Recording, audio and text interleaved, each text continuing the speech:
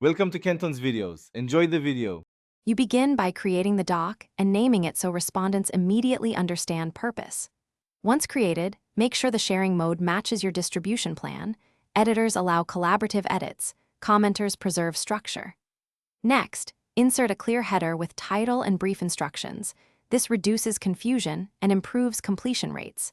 You should also choose whether responses are anonymous or linked to accounts, since that affects data quality and follow-up. Start with a short intro paragraph to set expectations. Now you structure the questions so respondents move smoothly from one to the next. Use headings for sections and numbered lists to control the order. Tables can align rating scales. For each item, decide type: short answer for names, paragraph for feedback, multiple choice for quick stats. Make critical questions required and add brief examples beneath complex prompts to lower abandonment.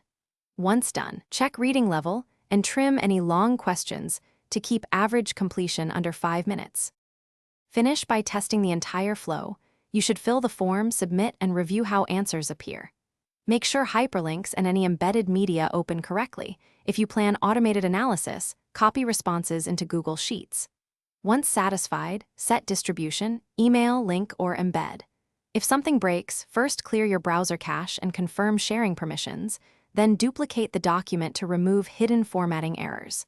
If problems persist, simplify the doc by removing tables or advance styling before retesting. Thanks for watching. Consider subscribing if we helped you.